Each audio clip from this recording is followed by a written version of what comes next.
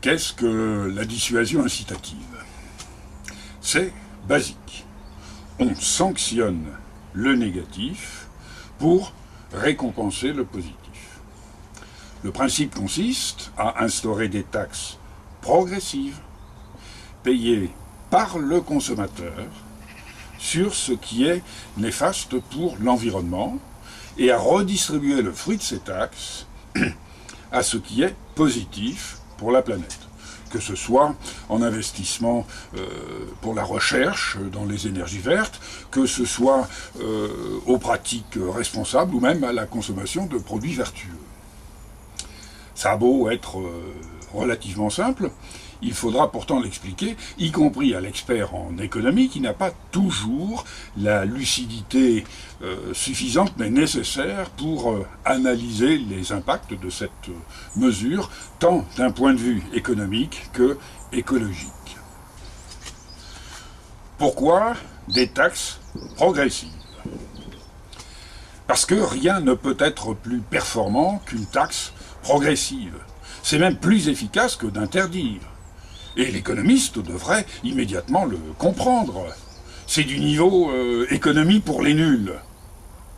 Pourtant, il faut l'expliquer. Que vous ne compreniez pas immédiatement si vous n'êtes pas économiste, évidemment. Mais un expert dont c'est le métier. Certains objectent que les taxes progressives, ça ne marche pas. Regardez le tabac. Justement, le tabac. Parfait exemple qu'une taxe progressive, ça marche. Tant qu'elle est restée minime, la taxe n'a pas eu d'effet. Mais la dernière augmentation du prix du tabac a dissuadé 1 million de fumeurs d'en acheter. Et ça n'est pas fini. De même, un jeune qui aurait envie de se mettre à fumer, si le prix du tabac est véritablement conséquent, risque d'être dissuadé. Et nos experts trouvent que ça ne marche pas. Bravo l'expert. Attention, je n'ai pas dit qu'il fallait taxer le tabac. Je dis que rien ne peut être plus performant qu'une taxe progressive. Attention, je n'ai pas dit qu'il n'y aurait pas de fraude. Je dis que l'efficacité d'une taxe progressive est extraordinaire. Il faudra pourtant expliquer à nos économistes que la particularité d'une taxe progressive, eh bien, c'est qu'elle progresse. Et que donc, tôt ou tard, elle sera exorbitante et rendra le produit invendable. Mieux encore, avant même qu'une taxe progressive ne soit mise en application, le simple fait de l'annoncer sera déjà efficace. En effet, un fabricant de produits néfastes pour l'environnement comprendra immédiatement que, avec cette taxe, tôt ou tard, son produit deviendra hors de prix et donc invendable. Et qu'il faut qu'il réagisse au plus tôt. C'est radical, mais pas brutal. Les taxes incitatives sont immédiatement efficaces, mais elles laissent le temps de l'adaptation. L'immédiat laisse le temps. Quoi de mieux? Et ça a été expérimenté, les exemples ne manquent pas. Pourtant, nos experts de l'économie parlent d'interdire le glyphosate. Ils n'ont pas compris. Il ne faut pas interdire, il faut instaurer des taxes progressives payées par le consommateur. Et nous donnerons l'exemple justement du glyphosate avec lequel tout devient limpide. Rassurez-vous, nous n'omettrons pas de parler également des taxes sur les carburants. Pourquoi faut-il que la taxe soit payée par le consommateur? Avec l'exemple inefficace du pollueur-payeur inventé par nos élites, nous comprenons qu'un pays ne peut pas taxer une entreprise étrangère à laquelle elle achète des produits néfastes. Elle ne peut que sanctionner ses propres entreprises et donc leur faire perdre de la compétitivité. Contrairement, si la France, par exemple, voulait taxer la consommation de produits néfastes, eh bien, elle pourrait également taxer la consommation des produits néfastes qu'elle importe de l'étranger, puisque c'est pour les consommer. De plus, le fruit de ces taxes, bien que perçu en partie sur des produits étrangers, ne serait redistribué intégralement qu'à la seule économie française. Ce n'est plus une perte, mais un gain de compétitivité considérable. Pourquoi faut-il redistribuer ces taxes intégralement? On peut taxer la consommation, si c'est pour le rendre intégralement. On peut prendre d'un côté, si c'est pour le rendre intégralement de l'autre. Depuis que nous subissons les taxes sur les carburants, ça représente des sommes colossales. Si nous les avions réinvestis, comme le préconise la dissuasion incitative, dans la protection environnementale, y compris la recherche verte, non seulement nous aurions les solutions énergétiques, mais en plus, les transports publics seraient nombreux, propres et gratuits. De même, les voitures propres seraient non seulement propres réellement, mais elles seraient d'un prix dérisoire. Il est trop tard pour pleurer, le mal est fait. Nous avons préféré les utiliser autrement, entre autres pour faire 40 milliards de cadeaux à nos grandes entreprises. Mais il est toujours temps de calmer la grogne de l'automobiliste devant les dernières augmentations des carburants, en redistribuant intégralement le fruit de cette dernière augmentation. La pilule serait moins amère, et l'automobiliste qui n'a pas d'autre choix que de prendre sa voiture pour aller travailler serait mieux aidé. Et il paierait d'autant plus facilement s'il sait que le fruit de ces taxes sera réinvesti dans une ligne de bus propre et gratuite qui lui permettra de ne pas prendre sa voiture. Et même si vraiment nous voulons faire 40 milliards de cadeaux à nos entreprises, pourquoi pas? Nous pouvons instaurer des taxes progressives pour celles qui polluent et les leur rendre à condition qu'elles fassent un travail sur le respect de l'environnement. L'entreprise taxée pourra récupérer son argent à condition d'améliorer la qualité environnementale de sa production. On peut taxer, c'est légitime, à la seule condition de le redistribuer intégralement.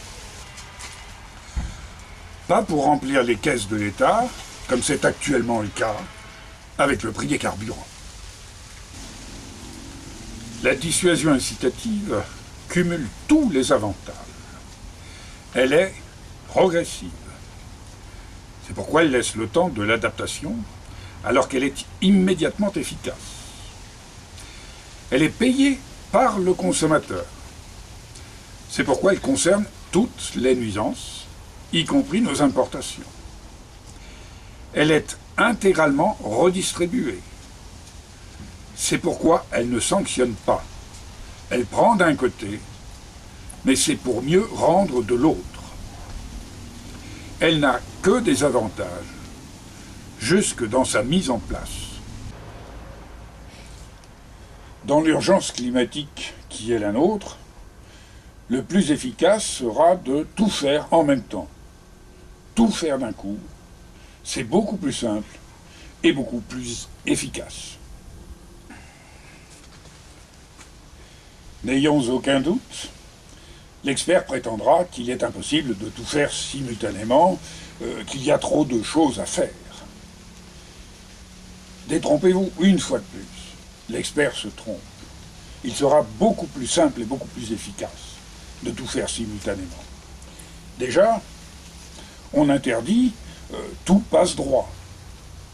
plus de pression des lobbies et aucun favoritisme. Et on comprend que c'est en faisant tous ensemble qu'enfin on va gagner contre le réchauffement climatique. D'entrée, on annonce qu'on va instaurer, par exemple, d'ici 6 mois ou 1 an, une taxe progressive, disons de 1%, sur absolument tous les produits. Oui, oui, sur tous les produits, y compris les produits vertueux qu'il faudrait non pas taxer, mais subventionner. Ça vous surprend? Vous me prenez pour un idiot, peut-être? Au début, l'expert aussi. Et puis il se rend compte que l'idiot, ça n'est pas moi. Ah, c'est certain. On n'apprend pas ça à Sciences Po. C'est pourtant simple. Pour taxer plus ou moins un produit, il faudra connaître son degré de nuisance, et donc le contrôler. Avec un délai de 6 mois ou 1 an, les producteurs vertueux auront tout le loisir de passer ces contrôles qui vont les exempter des taxes avant même que celles-ci soient mises en application. Ils ne paieront rien. De plus, au début, ces taxes progressives seront insignifiantes et le consommateur ne changera pas ses habitudes pour si peu. Contrairement, puisqu'elles sont perçues sur l'ensemble des produits, les rentrées financières ne seront pas négligeables. Rappelons qu'elles seront redistribuées intégralement en subventions. Mais l'essentiel est que le message sera passé et que fabricants et producteurs voudront corriger leur impact écologique le plus tôt possible pour échapper à ces taxes progressives qui, tôt ou tard, finiront par rendre leurs produits invendables. De plus, la taxe sur la consommation épargne le producteur. N'étant pas taxé, il aura les moyens de sa reconversion. D'autant qu'il bénéficiera même de subventions grâce à ces taxes. Vouloir tout faire tout de suite permet de faire progressivement et sans heurts. Tous me croient stupide quand j'affirme qu'il faut faire tout d'un coup, ce qui permettra de faire simultanément et sans heurts. On me prend pour un ignorant. Pourtant, c'est assez simple et vous allez le comprendre. Tous voudront solliciter les contrôles sur leur impact écologique. À commencer par les plus irréprochables qui vont immédiatement demander ces contrôles pour être immédiatement exemptés. Alors que les entrepreneurs ou les fabricants les plus polluants mettront un certain temps à réduire leur impact environnemental et donc ne demanderont ces contrôles que bien après et au fur et à mesure de leur progrès écologique. Tout sera progressif, régulé et donc serein. Progressif. Les vérifications s'étaleront naturellement du plus respectueux de l'environnement jusqu'au plus polluant. Régulé. Les taxes étant progressives, le choix de la vitesse de leur évolution permettra de maîtriser finement leur impact en fonction de nos capacités à progresser et de l'urgence climatique. Serein. Tout est progressif. Tout est sous contrôle. C'est l'assurance de réussir. Attention, je n'ai jamais dit qu'il suffirait d'un claquement de doigts pour changer le monde. Car il s'agit ni plus ni moins de changer le monde. Si nous voulons offrir un bel avenir à nos enfants, nous n'avons pas d'autre choix que de changer le monde. Vous pensez que ce n'est pas votre rôle? Que vous n'avez pas les compétences? Mais c'est votre avenir et celui de vos enfants.